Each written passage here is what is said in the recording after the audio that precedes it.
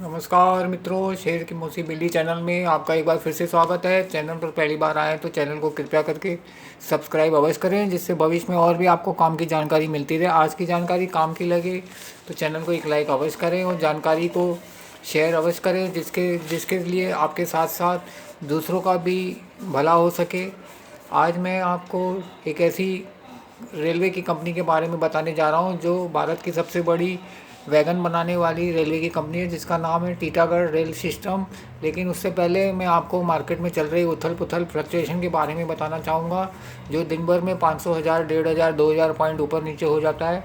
तो उसमें ट्रेडर लोग फंस जाते हैं। तो मेरी आपसे विनती है कि ट्रेडिंग से दूर रहें, क्योंकि सेबी की रिपोर्ट के अनुसार 93% लोगों को ट्रेडिंग में लॉस होता है। और 7% जो लकी लोग हैं, अब वो कितना दिन भर में कमाते हैं ये तो वही जानते हैं। तो मेरी आपसे यही विनती है, ट्रेडिंग से दूर रहें, क्योंकि मार्केट की फ्लक्चुएशन में ट्रेडर फंस जाते हैं। दिन भर फील्डिंग करने के बाद भी अगर वो शाम को लॉस लेके घर जाते हैं तो ये अच्छी बात नहीं है।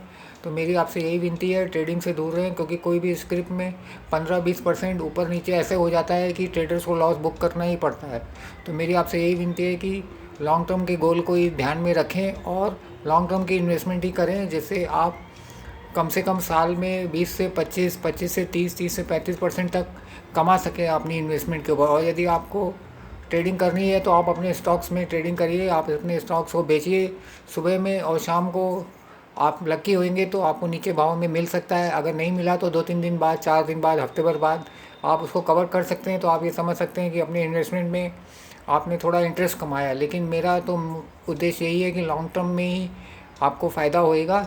चलिए, ये तो हो गई ट्रेडिंग के बारे में जो आदमी लोग को जानकारी नहीं है, वो मैं आपको बता दी है। अब मैं आपको भारत की एक ऐसी टीटागढ़ रेल सिस्टम कंपनी है जो रेलवे के लिए वैगन बनाती है, जिसका करंट भाव अभी 1133 रुपये 70 पैसे है। मैं इसको 1050 रुपये में बाय करूँगा और उसका टारगेट मैंने 1 वर्ष का 1500 रुपये रखा है, जो रिटर्न करीब 44% होता है साल का।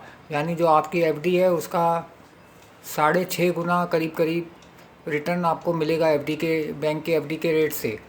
और इसका ईपीएस 21.64 है, पी इसका 54.94 है, मार्केट कैप 16,007.32 करोड़ रुपए है, प्राइस टू बुक वैल्यू 7.42 है, डिविडेंड यील्ड 0.07 है, बुक वैल्यू इसका 164.72 है। साल का हाई 1896 रुपये 95 पैसे गया है और साल का लो 702 रुपये 30 पैसे है।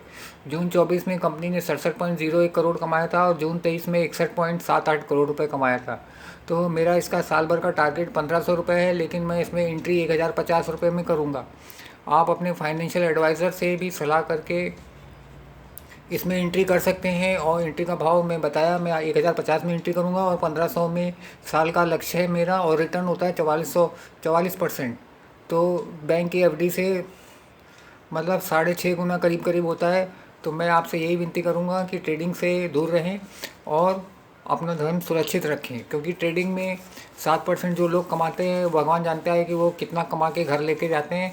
और दिन भर फील्डिंग करने के बाद अगर आपको कमाई ना हो तो ये अच्छी बात नहीं है, क्योंकि 100 में 7 लोग बहुत मुश्किल से ही कमा पाते हैं, उसमें 93 लोगों में ही अपना नंबर लगता है, 7 में नंबर आना बहुत मुश्किल होता है। तो मेरी आपसे ये विनती है, ट्रेडिंग से दूर रहें और जानकारी काम की लगी हो तो चैनल को एक लाइक अवश्य करें और जानकारी को शेयर अवश्य करें। धन्यवाद।